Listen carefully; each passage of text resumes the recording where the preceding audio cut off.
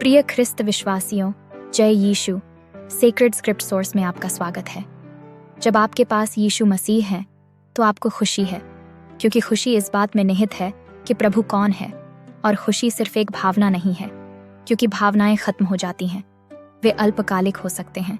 और दूसरी बात यह है कि आनंद इस पर आधारित नहीं है कि आपके आसपास क्या हो रहा है। आनंद यीशु मसीह में निहित है।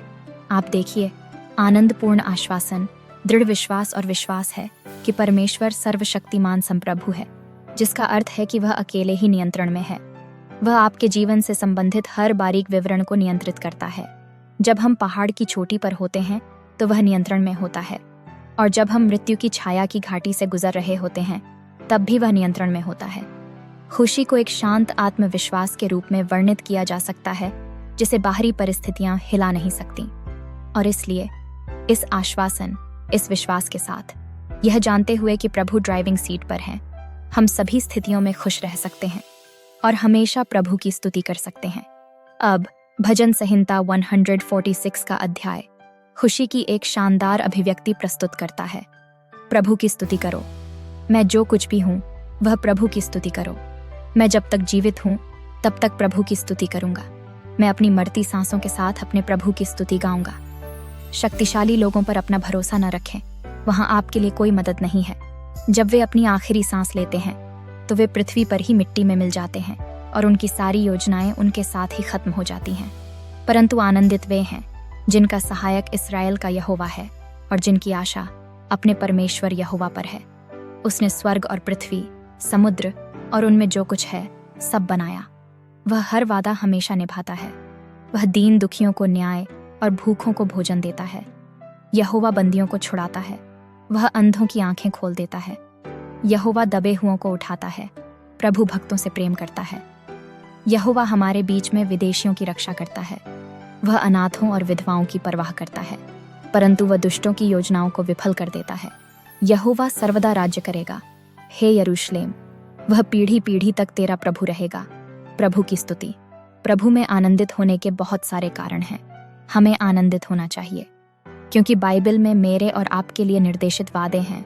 वादे जो कहते हैं कि निश्चित रूप से अच्छाई और दया मेरे जीवन के सभी दिनों में मेरे साथ रहेंगी। हमें आनंदित होना चाहिए, क्योंकि हमारे प्रभु यीशु मसीह जीवित हैं। हमें आनंदित होना चाहिए, क्योंकि हमें पवित्र आत्मा दिया गया है, जो कठिन समय में हमारा दिलासा देने वाला, अनिश्चितता के दौरान हमारा परामर्शदाता, और जब हमें ज्ञान की आवश्यकता होती है तो हमारा शिक्षक है। मैं तो यहाँ तक कहूंगी कि यह तथ्य कि आप आज सुबह उठे हैं, आपके खुश होने के लिए पर्याप्त कारण है। यदि आपके पास ऐसे कान हैं जो मेरी आवाज सुन सकते हैं, तो आपके पास खुश होने का पर्याप्त कारण है, क्योंकि छोटी छोटी चीजें जिन्हें हम अक्सर हल्के में लेते हैं, वे वास्तव में एक आशीर्वाद हैं। अब आइए हम प्रार्थना करें। हमारे प्रभु और उद्धारकर्ता यीशु मसीह, आपका नाम हर दूसरे नाम से ऊपर उठाया जाए। आप अल्फा और ओमेगा हैं, जिसके पास जीवन और मृत्यु की कुंजी है। हम आज आपकी स्तुति करते हैं। हम इस तथ्य में आनंदित हैं कि आप परमेश्वर अशांत जल पर एक पुल हैं। अन्य भावनाएं हमारे जीवन में मौजूद हो सकती हैं, लेकिन मैं प्रार्थना करती हूँ कि प्रभु का आनंद बाकी सभी चीजों पर हावी हो जाए। आपका वचन भजन संहिता 20 पद 6 से 8 में कहता है, अब मैं यह जानता हूँ, प्रभु अपने अभिषिक्त को जय देता है।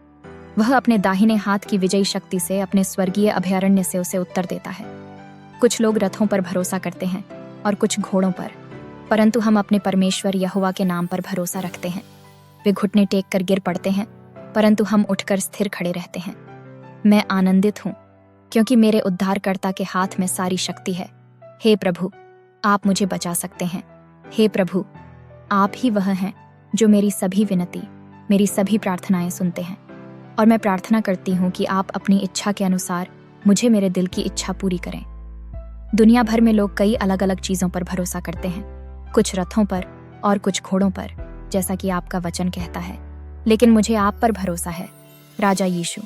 मुझे खुशी है, क्योंकि आप एक प्रभु हैं जो मेरी परिस्थितियों को आपकी महिमा के लिए काम में लाते हैं।